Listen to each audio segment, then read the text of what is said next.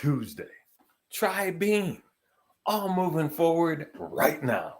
What do we think, people? Did you have a lovely Independence Day if you were in the States? We made it, right? Look at this 10 of them, all of them. That's maybe not funny to those who still don't have 10. Funny to me. I don't know why, because I'm like that, I guess.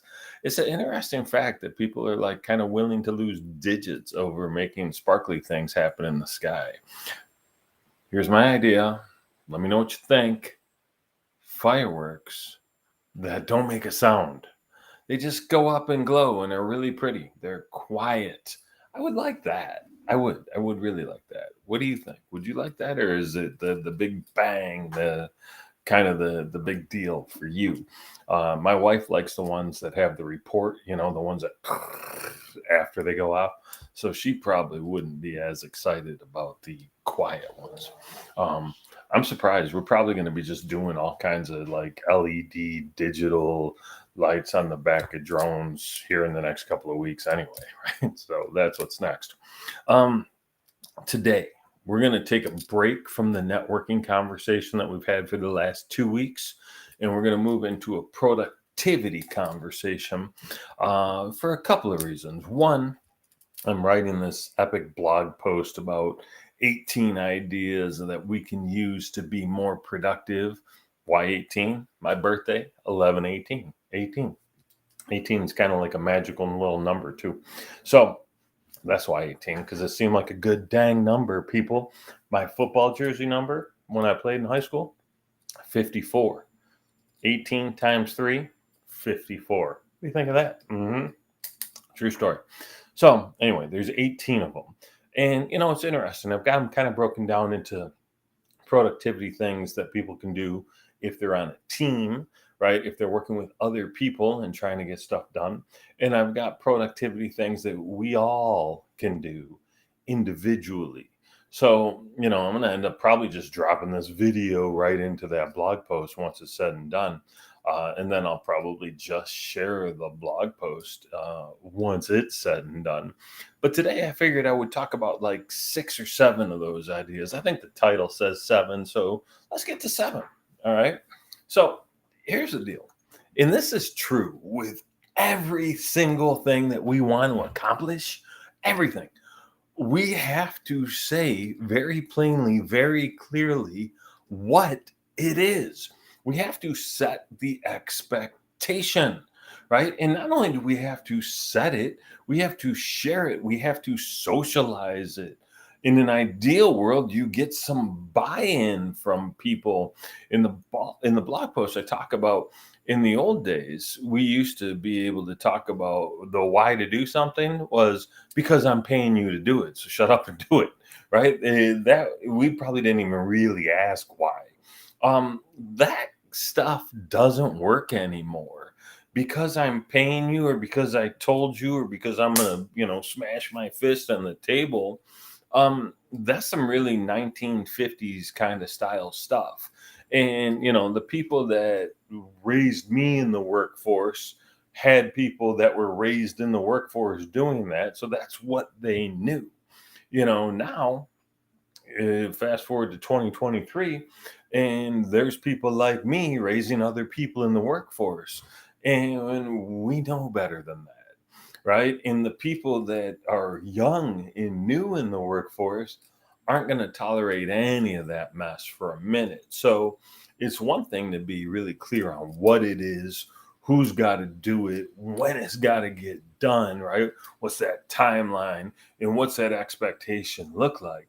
But it's another thing entirely to talk about the why. Why are we doing this? Why does it matter? What impact does it have for our people internally? What impact does it have for the bottom line of the business? What impact does it have to our customers and our suppliers and our supporters?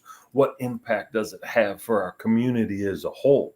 Right. And so those are the things that we really need to be looking at, because that why becomes super important. So great. Now you have the what and the when and the who, maybe even in the how, and you got the why. But you got to tell people, right? You got to kind of socialize it out there, not necessarily just to get more buy in, but you really want like accountability and ownership, right? Especially if you're trying to make some kind of change, you want people to be vested in that change.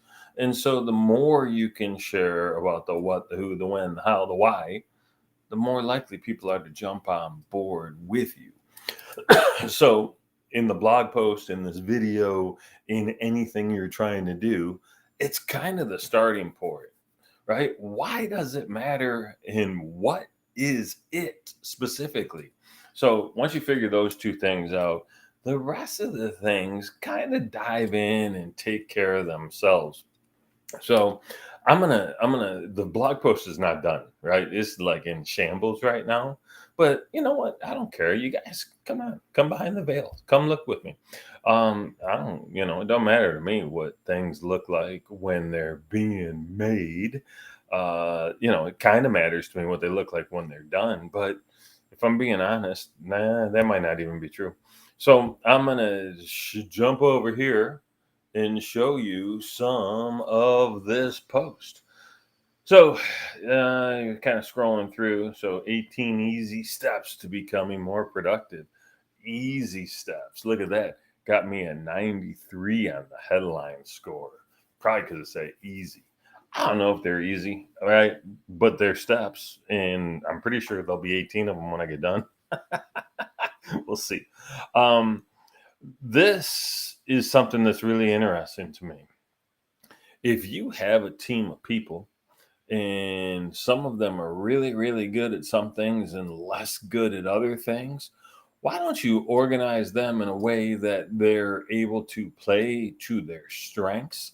Because it's typical that they're good at something and they really like it, or they're bad at something and they really dislike it, and the person next to them is the opposite, right? They're bad at the thing that person's good at, and they're good at the thing that person's bad at, and they love it.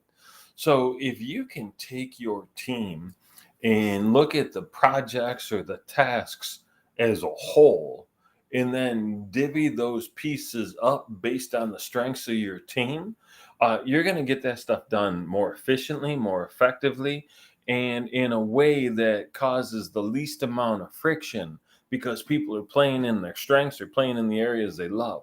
Now, what it might show you is that you got a hole in your team, right?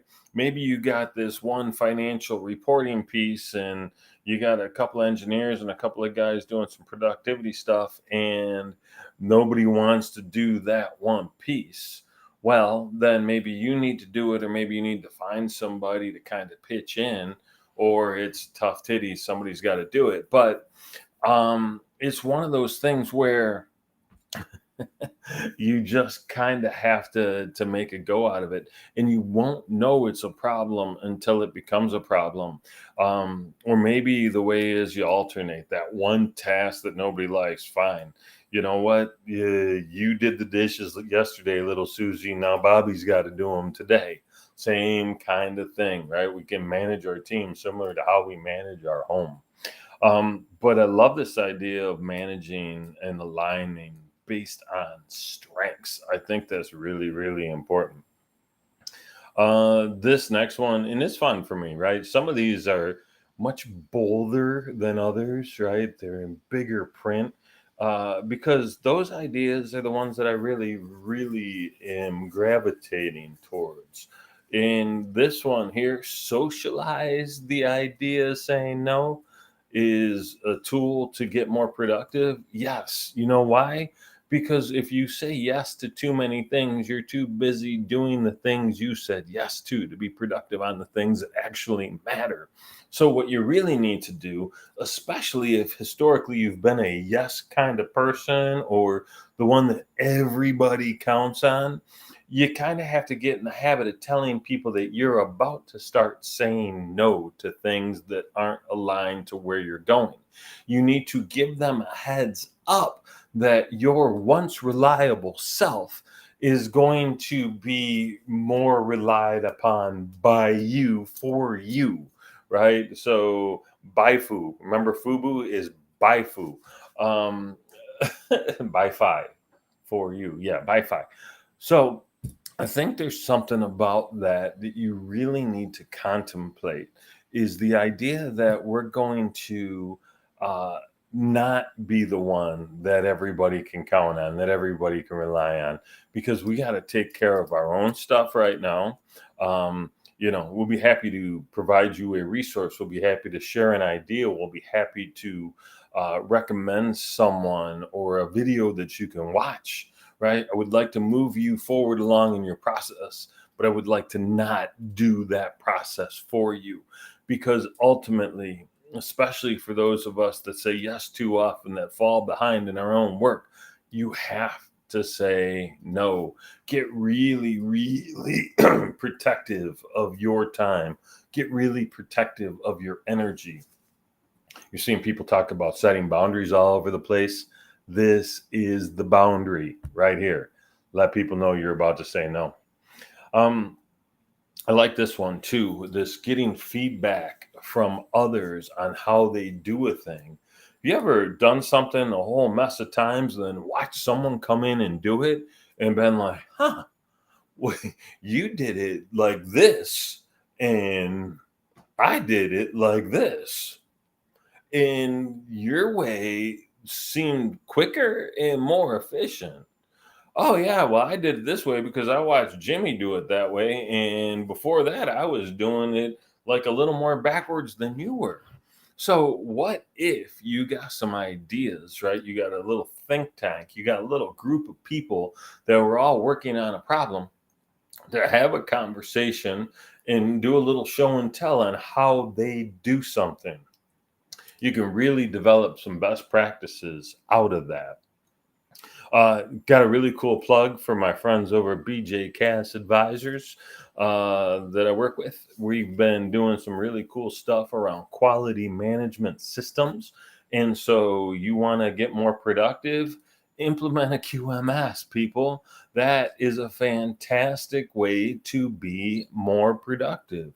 And Bruce Covington's got years and, well, frankly, over a decade's worth of experience in implementing QMS in the manufacturing plants, sometimes automotive, sometimes not.